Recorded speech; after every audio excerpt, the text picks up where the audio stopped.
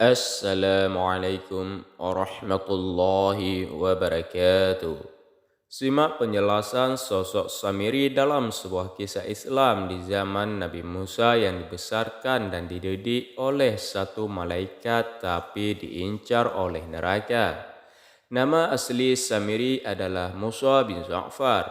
Dia merupakan salah satu tokoh kafir yang disebut dalam Al-Quran. Ayahanda Samiri bernama Ja'far. Samiri adalah seorang Bani Israel dari suku As-Samirah, Samaria, dan menjadi pengikut Nabi Musa alaihi salam yang kemudian menjadi sesat. Bagaimana Samiri bisa menjadi sesat sedangkan ia dibesarkan dan dididik oleh satu malaikat? Simak penjelasannya. Dikisahkan pada zaman Firaun bahwa setiap anak laki-laki harus dibunuh. Mirip dengan Nabi Musa, Samiri salah satu bayi laki-laki yang harus dibunuh namun ia selamat. Tidak seperti Nabi Musa yang pada saat itu dibuang ke sungai dan dirawat oleh Asiyah istri Firaun. Samiri malah ditinggalkan di dalam goa oleh ibunya. Di dalam goa tidak ada yang menyelamatkan Samiri, bahkan tidak ada yang merawatnya. Namun atas rahmat dan kasih sayang Allah Subhanahu wa taala, diutuslah Jibril untuk merawat Samiri. Sejak saat itu, Samiri mengenal Jibril. Setelah dewasa, Samiri terkenal sebagai seorang yang amat terasing dan enggan berbaur. Ia memiliki nama asli Mikha atau Musa bin Ja'far dan tinggal di Karman atau Bajarna. Satu-satunya yang menjadi teman Samiri adalah para musyrikin yang menyembah patung anak sapi.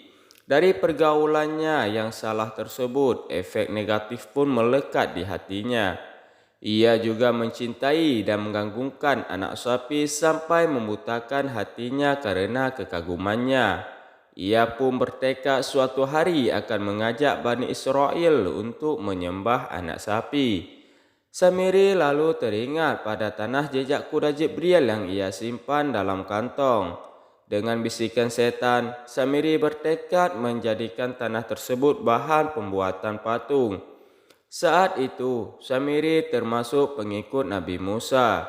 Nabi Musa diutus untuk menyelamatkan Bani Israel dari kekejaman Firaun.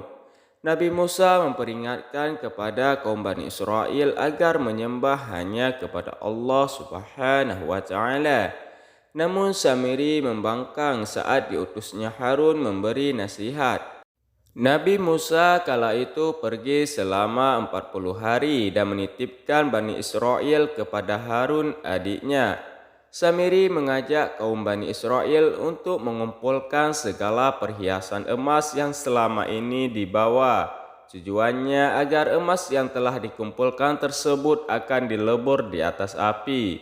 Setelah emas meleleh, Samiri melemparkan tanah jejak kuda Jibril yang disimpan selama perjalanan dari Mesir. Jadilah anak sapi, teriak Samiri girang tanpa merasa berdosa. Dengan kebodohan Bani Israel, mereka pun percaya dan mengikuti ajakan buruk Samiri. Alhasil, mereka pun menyembah patung anak sapi tersebut selama Musa pergi. Sementara Harun tak sanggup melawan Bani Israel sendirian. Saat Nabi Musa kembali, betapa marah dan sedih hatinya mendapati kaumnya telah musyrik. Namun Bani Israel punya banyak alasan. Mereka selalu merasa congkak dan merasa paling benar. Kami sekali-kali tidak melanggar perjanjianmu dengan kemauan kami sendiri. Tetapi kami disuruh membawa beban-beban dari perhiasan kaum itu, Mesir. Maka kami telah melemparkannya dan demikian pula Samiri melemparkannya, ujar mereka. Mendengar hal itu, Nabi Musa pun bersegera menemui Samiri. Ia sangat marah kepada Samiri yang mengkhianati perintahnya dan justru menyesatkan kaumnya. Apa yang mendorongmu berbuat demikian, hai Samiri? Tanya Nabi Musa bernada tinggi.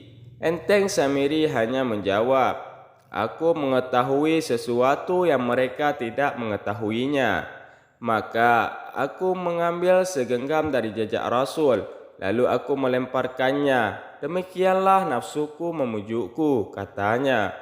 Nabi Musa pun geram dan mengusir Samiri dan segera menyeret patung anak sapi tersebut menuju api yang menyala. Tinggallah Tuhan buatan Samiri itu berupa abu. Musa pun kemudian melemparkan abu itu ke laut.